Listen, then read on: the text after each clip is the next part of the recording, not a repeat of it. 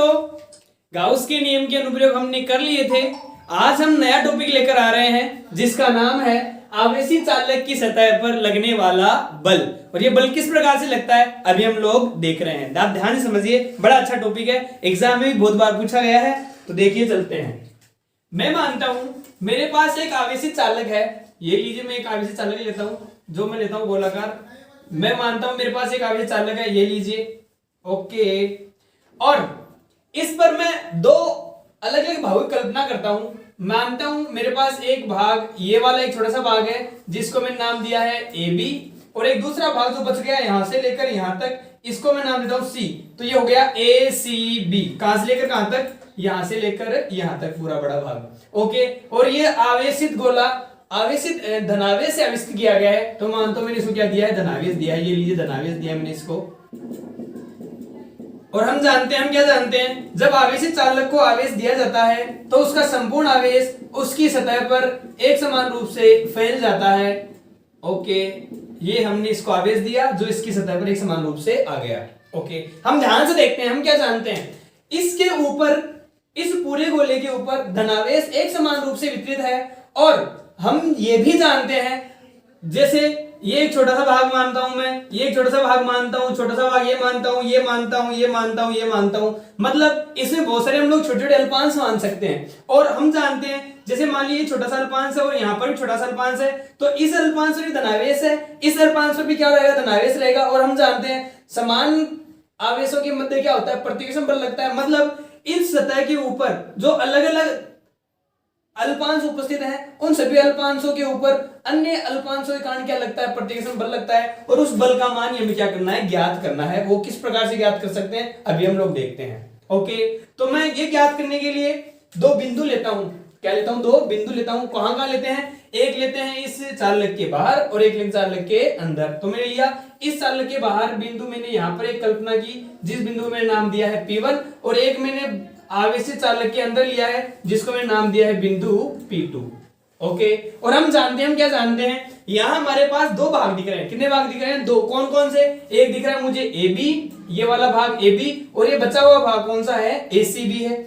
इन दोनों के कारण हम लोग विद्युत क्षेत्र देखते हैं। हमें पता है, हमें क्या पता है? धनावेश के कारण विद्युत क्षेत्र की दिशा होती है बाहर की ओर। तो आप बताइए मेरे को, इस AB के कारण विद्युत क्षेत्र की दिशा भी बाहर की ओर और ACB के कारण विद्युत क्षेत्र की दिशा बाहर की ओर। तो हम लोग ध्यान से देखें, तो इस AB के कारण धनावेश के कारण विद्युत क्षेत्र की दिशा होगी बाहर की तरफ। मैं मानता हूं AB के कारण जो विद्युत क्षेत्र होता है उसको मैं E1 लेता हूं।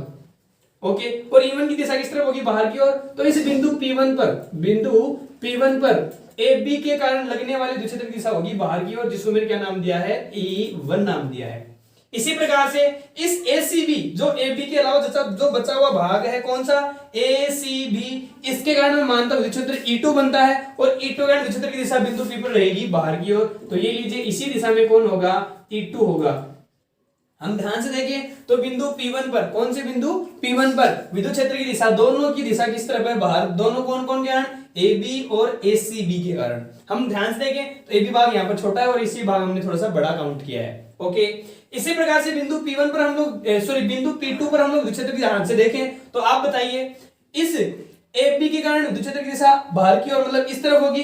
तो ये लीजिए, मैं क्या मानता हूं? इस तरफ। और हम जानते हैं AB के कारण विद्युत क्षेत्र हमने क्या लिया है? E1 लिया है, तो E1 हो जाएगा इस तरफ। ये लीजिए E1, और ये जो बचा हुआ भाग है कौन सा? ACB। इस ACB के कारण, किस कारण? इस ACB के कारण विद्युत क्षेत्र होगा उस तरफ। तो ये लीजिए कौन हो जाएगा? विद्युत क्षेत्र इस तरफ। किसके कारण? ACB के कारण। और ACB के कारण विद्युत क्षेत्र हमने क्या नाम दिया है? E2 नाम दिया है।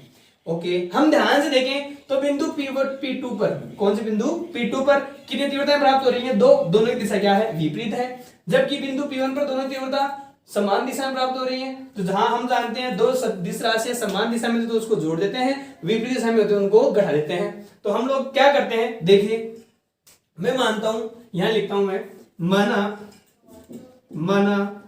AB के कारण विद्युत क्षेत्र E1 है, तथा ACB के कारण विद्युत क्षेत्र E2 है। ओके, और हमने दो बिंदु कल्पना की है, कहां, एक बिंदु, इस आवेशित चालक के बाहर और एक आवेशित चालक के अंदर। इस पर कौन है, P1। तो हम लोग सबसे पहले बिंदु P1 पर विद्युत क्षेत्र देखते हैं। ओके, दोनों विद्युत क्षेत्र की तीव्रताएं समान दिशा में इसलिए जुड़ जाएंगी। तो मैं लिखता हूं चित्रानुसार बिंदु P1 पर विद्युत क्षेत्र, बिंदु P1 पर विद्युत क्षेत्र, बिंदु P1 पर जो विद्युत क्षेत्र है उसको मानता हूं मैं EP1। क्या मानता हूं मैं, EP1। और EP1 का जो मान है वो क्या हो जाएगा, दोनों समान दिशा में है, दोनों जुड़ जाएंगे तो हो जाएगा ये E1 प्लस E2। इसको नाम देता हूं मैं समीकरण नंबर 1। ओके, इसी प्रकार से हम ध्यान से देखें तो इसी प्रकार से बिंदु P2 पर हम लोग ज्ञात कर लेते हैं। इसी प्रकार बिंदु P2 पर विद्युत क्षेत्र, इसी प्रकार बिंदु P2 पर विद्युत क्षेत्र,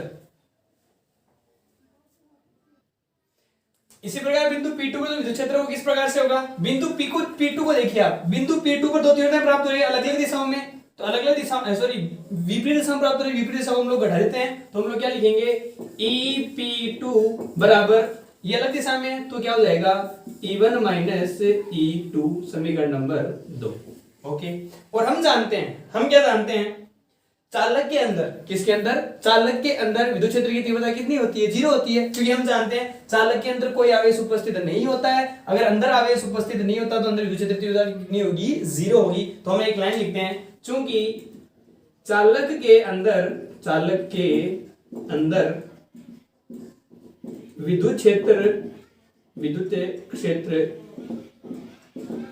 शून्य होता है, कितना होता है, शून्य होता है, अतः, और इन अंदर वाला पार्ट कौन सा है, P2, इसलिए अतः EP2 बराबर कितना होगा, 0 होगा। तब समीकरण 2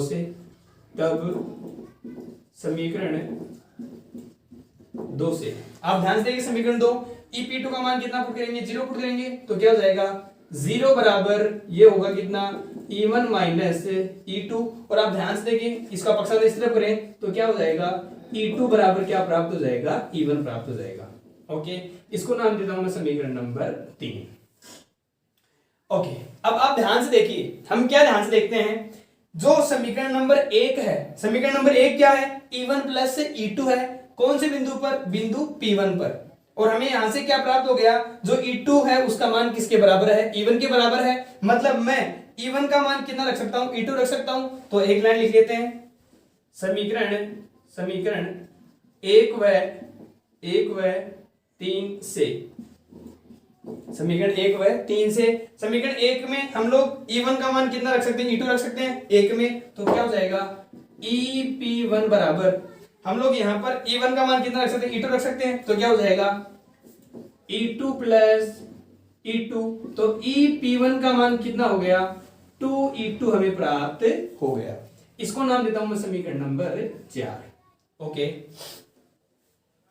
अब हम क्या जानते हैं, हम लिखते हैं यहां पर, चूंकि वी नो दैट, हम जानते हैं, हम क्या जानते हैं, हमने गाउस का नियम पढ़ा था और हमने गाउस के नियम के द्वारा चालक सतह के कारण विद्युत क्षेत्र का मान निकाला था और वो मान कितना आया था, हम जानते हैं, चूंकि चालक के कारण विद्युत क्षेत्र, चालक सतह के कारण विद्युत क्षेत्र प्राप्त हुआ था, वो प्राप्त हुआ था E बराबर सिग्मा अपॉन एप्सिलॉन नोट, और H चालक सतह के कारण कितना प्राप्त होता, सिग्मा अपॉन 2 एप्सिलॉन नोट। तो आप ध्यान से देखिए, ये कौन सतह है, चालक सतह है, और चालक सतह के कारण विद्युत क्षेत्र की तीव्रता कितनी प्राप्त होती है, सिग्मा अपॉन एप्सिलॉन नोट, और हमें कितने प्राप्त हो रही है, EP1, तो इसका मान मैं इसके बराबर रख सकता हूं। इसको नाम देता हूं मैं समीकरण नंबर 5।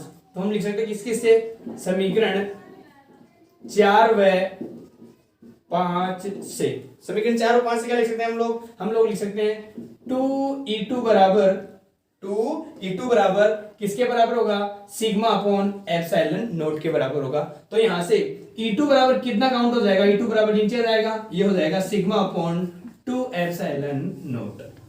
समीकरण number 6।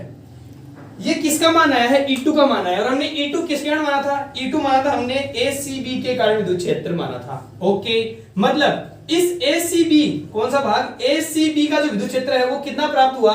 Sigma upon 2 epsilon not में प्राप्त हुआ है। ओके, और हमें ये भी पता है इस AB पर कोई ना कोई आवेश उपस्थित है जिसको हम लोग अल्प आवेश मानेंगे। और अल्प आवेश कितना मानेंगे? DQ मानते हैं। तो मैं लिखता हूं माना AB पर DQ आवेश उपस्थित है। कितना आवेश उपस्थित है? DQ आवेश उपस्थित है। ओके, तब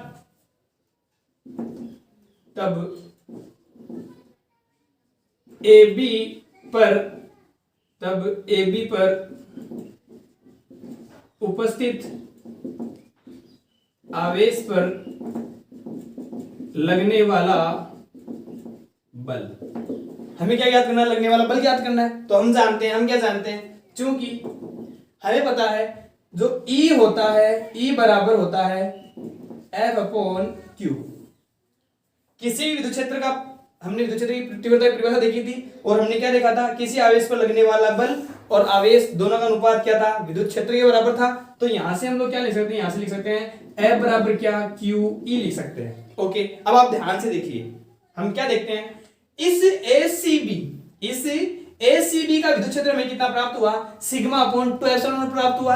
और यहां पर आवेश कितना उपस्थित है? DQ आवेश उपस्थित है। मतलब इस ACB के विद्युत क्षेत्र में कौन उपस्थित है? DQ आवेश। ये अल्पांश कौन? AB, जिस पर कितना आवेश उपस्थित है? DQ आवेश उपस्थित है। तो इसके ऊपर लगने वाला बल हम आसानी से ज्ञात कर सकते हैं। अतः हम लिखते हैं, अतः AB पर लगने वाला बल।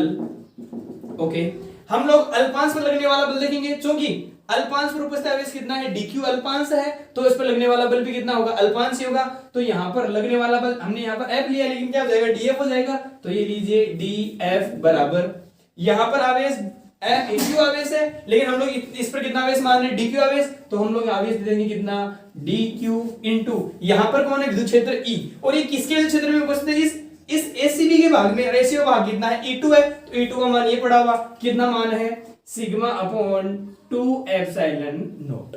ओके, ये इतना बल लग रहा है इस पे। ओके, हम लोग इसको रीअरेंज कर लेते हैं। तो लिखते हैं या DF बराबर। ओके, हमने DF क्यों लिया है? क्योंकि हमने अल्पांश पर लगने वाला बल काउंट किया है। अभी हम लोग संपूर्ण का कर लेंगे तो इसका समाकलन कर देंगे। ओके, DF बराबर क्या हो जाएगा?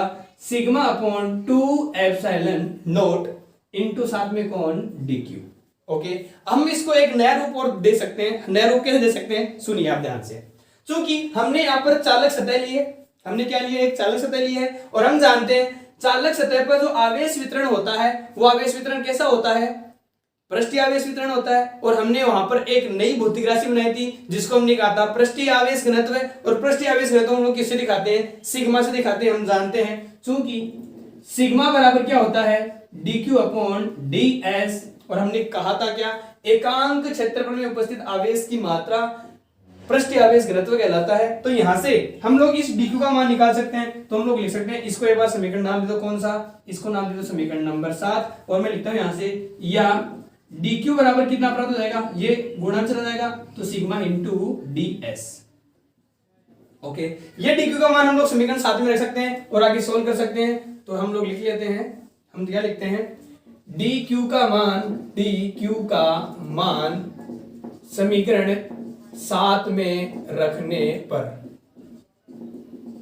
DQ का मान कहां रखेंगे? समीकरण 7 में रखेंगे। तो रखिए DF बराबर सिग्मा अपॉन, सॉरी हमें DQ का मान रखना है तो नीचे कितना है? Sigma upon 2 epsilon naught into DQ का मान कितना है? Sigma DS। तो ये लीजिए सिग्मा इंटू DS। आगे सोल्व कीजिए तो DF का मान कितना प्राप्त हो जाएगा? Sigma square. तो sigma square upon 2 epsilon naught into DS। ये क्या हो गया? लगने वाला बल। किसके कारण? इस ACB के कारण इस AB अल्पांश पर लगने वाला बल हमें प्राप्त हो गया। ओके, हम जानते हैं, हम क्या जानते हैं? एक छोटी सी इसका एक नया रूप और बना लेते हैं। जैसा कि हम जानते हैं इस चालक पर लगने वाला बल कितना होता है? विद्युत क्षेत्र कितनी है? E बराबर सिग्मा अपॉन एप्सिलॉन नॉट। तो हम लोग सिग्मा को एक नया रूप भी दे सकते हैं यहाँ से। तो हम देख लेते हैं समीकरण किससे, समीकरण 5 से। कौन समीकरण से, समीकरण 5 से। समीकरण 5 क्या बोलेगा, सिग्मा बराबर क्या ले सकते हैं, सिग्मा बराबर क्या हो जाएगा, ई एप्सिलॉन नॉट। और इस सिग्मा का मान मैं इस समीकरण में रख सकता हूं, तो इसको एक बार नाम दे लीजिए। मैं नाम देता हूं समीकरण नंबर 8, और मैं क्या लिखता हूं, सिग्मा का मान समीकरण 8 में रखने पर, समीकरण 8 में रखने पर तो एक नया हमें रूप प्राप्त हो जाएगा। वो क्या प्राप्त हो जाएगा, df बराबर, मैं यहां लिख देता हूं इसको, df बराबर कितना रूप प्राप्त हो जाएगा, सिग्मा का मान कितना रखेंगे, ई एप्सिलॉन नॉट, तो इसका स्क्वायर हो जाएगा, तो हो जाएगा ये E square epsilon naught square upon 2 epsilon naught into ds। Okay, epsilon naught से एक एप्सिलॉन नॉट कैंसिल हो जाएगा, तो ये लीजिए df का मान हमें क्या प्राप्त हुआ, हमें प्राप्त हुआ ये लीजिए epsilon not E square upon 2 into ds। तो ये कौन सा प्राप्त हुआ, समीकरण नंबर हमें 9 प्राप्त हुआ। तो आप ध्यान से देखिए समीकरण कौन कौन सा, समीकरण नंबर 8 और समीकरण नंबर 9। कौन कौन सा, समीकरण नंबर 8 और समीकरण नंबर 2, दोनों के दोनों किसको दिखा रहे हैं, इस आवेशित सतह पर उपस्थित अल्पांश AB पर लगने वाले बल को प्रदर्शित कर रहे हैं। अगर हमें संपूर्ण सतह पर चाहिए होता है, अगर हम संपूर्ण सतह पर निकालना हो तो हम क्या करेंगे, इसका क्या कर देंगे, समाकलन कर देंगे। तो हम लोग एक बार आप यहां तक स्क्रीनशॉट लीजिए, उसके बारे में थोड़ा सा और लिखते हैं इधर। अब हम क्या करेंगे, संपूर्ण के लिए निकालने के क्या करेंगे, समीकरण 8 और 9 क्या कर देंगे, समाकलन कर देंगे। तो लिखते हैं तब संपूर्ण सतह पर लगने वाला बल, संपूर्ण सतह के निकालने के क्या करेंगे, समाकलन कर देंगे। तो क्या हो जाएगा, समाकलन ऑफ df बराबर, इसका भी समाकलन हो जाएगा समीकरण 8 का भी और समीकरण 9 का भी, क्योंकि समीकरण 8 भी बल को दिखा रहा है, समीकरण 9 भी बल को दिखा रहा है। तो क्या कर देंगे हम लोग, समाकलन df, समाकलन ऑफ बोलिए कितना, sigma square ds upon 2 epsilon not, ये भी किसके बराबर होगा, इसके बराबर होगा, ये कितना है, E square epsilon naught upon 2 into ds। ये भी किसको दिखा रहा है, बल को दिखा रहा है। df क्या हो जाएगा, f हो जाएगा। तो f बराबर क्या आ जाएगा, ये लीजिए कितना, सिग्मा स्क्वायर अपॉन ये समाकलन इनटू ds 2 एप्सिलॉन नॉट बराबर सिग्मा समाकलन of E square epsilon naught upon 2 into ds।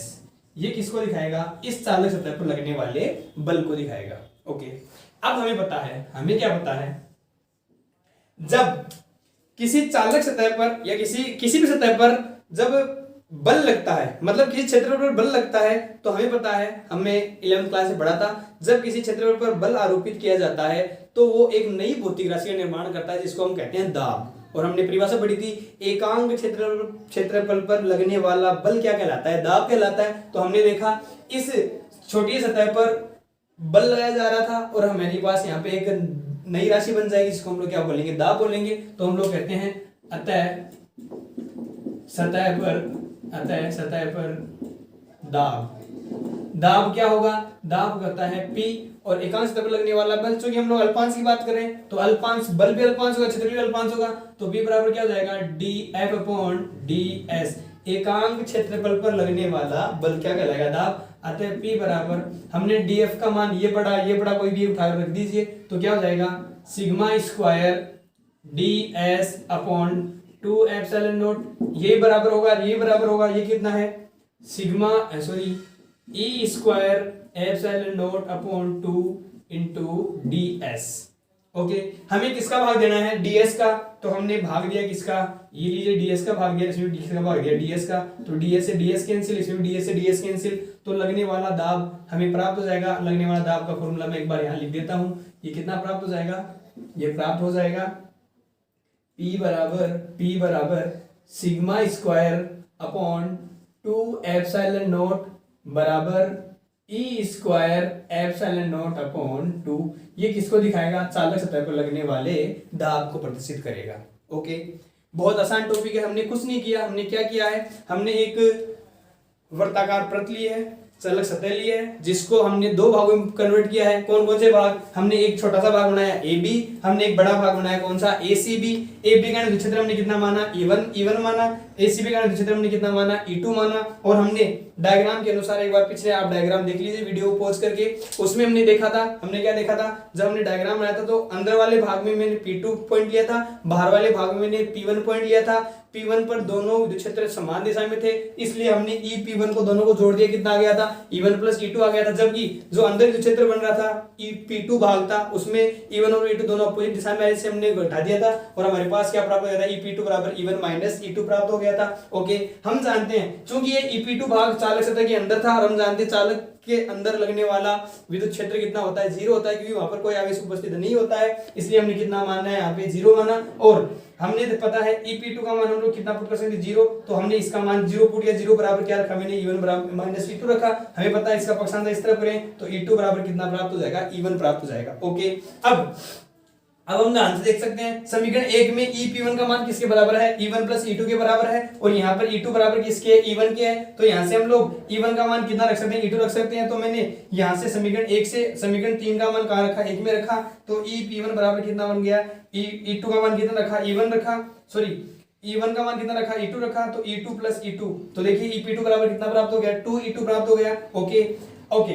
अब हम जान रहे हैं क्योंकि जो चालक सतह है उसके कारण विद्युत क्षेत्र हमने पहले पढ़ रखा है, गाउस के नियम के अनुप्रयोग में कितना होता है? सिग्मा अपॉन एप्सिलॉन नॉट होता है। क्योंकि ये चालक सतह के कारण विद्युत क्षेत्र की तीव्रता प्राप्त हुई है, तो इसको हम लोग किसके बराबर पुट कर सकते हैं? इसके बराबर पुट कर सकते हैं। तो समीकरण 4 और 5 को मैंने दोनों को बराबर पुट किया, तो ये क्या होगा? ये विद्युत क्षेत्र कितना है? 2E2, तो हमने रखा 2E2। और वास्तविक रूप से कितना होता है? Sigma upon epsilon not. तो E2 का मान कितना प्राप्त हुआ? Sigma upon 2 epsilon not. ये E2 किसके कारण प्राप्त हुआ था? एसीबी कारण प्राप्त हुआ था, जो हमने चालक भाग लिया था उसके कारण। किस पर? AB पर विद्युत क्षेत्र की तीव्रता कितनी प्राप्त हुई थी? E2 प्राप्त हो गई थी। ओके, और हमें पता है AB जो अल्पांश लेता है उस पर आवेश भी अल्प होगा, तो हमने वहां पर कितना आवेश माना? DQ आवेश माना। और हम जानते हैं किसी विद्युत क्षेत्र में अगर कोई आवेश उपस्थित होता है उस पर विद्युत बल लगता है, और हम जानते हैं विद्युत क्षेत्र की तीव्रता कितनी होती है? E बराबर F अपॉन Q। तो हमें यहाँ से बल लगने वाला बल ज्ञात करना है, तो F बराबर क्या हो जाएगा? Q into E। ओके, इस परिस्थिति के अनुसार हमने आवेश कितना लिया है? अल्प आवेश। तो इस Q की जगह हमने कितना पुट किया? DQ पुट किया। और E विद्युत क्षेत्र है, कौन सा विद्युत क्षेत्र? जहां पर हमारा अल्पांश उपस्थित है।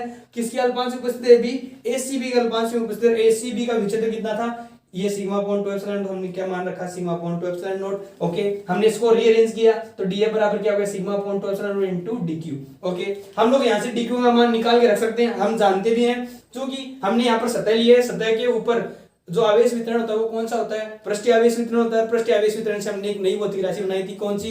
पृष्ठीय आवेश घनत्व है। तो हमने कहा था और हमने देखा भी था अल्पांश के लिए सिग्मा बराबर क्या होता है? DQ अपॉन DS होता है। तो यहाँ से हम लोग DQ का मान निकाल सकते हैं। DQ बराबर क्या होता है? Sigma into DS। ये DQ का मान हमने कहा रखा समीकरण 7 में, तो हमने यहाँ लिखा भी है DQ का मान समीकरण 7 में रखने पर। तो DF बराबर कितना प्राप्त हो गया? हमने यहाँ पर DQ का मान रखा, ये मान हमने यहाँ रखा, तो ये सिग्मा अपॉन 2 एप्सिलॉन नॉट पहले से था। DQ का मान हमने यहाँ से रख दिया सिग्मा इंटू DS। तो दो sigma square DS upon 2 epsilon not हो गया। ओके, हम इसको एक नए रूप में बना सकते हैं। किसे बना सकते हैं? हमें पता है E बराबर कितना है? Sigma upon epsilon not. तो सिग्मा बराबर कितना हो जाएगा? E epsilon not. तो हमने सिग्मा बराबर E एप्सिलॉन नॉट कहां से? समीकरण 5 से हमने इसमें रख दिया। तो समीकरण 8 का जो नया मान है वो कितना प्राप्त हो गया? हमें सिग्मा का मान कितना रखना है? E एप्सिलॉन नॉट, चूंकि स्क्वायर तो इसका भी स्क्वायर हो जाएगा, तो हो जाएगा खुलेगा कितना?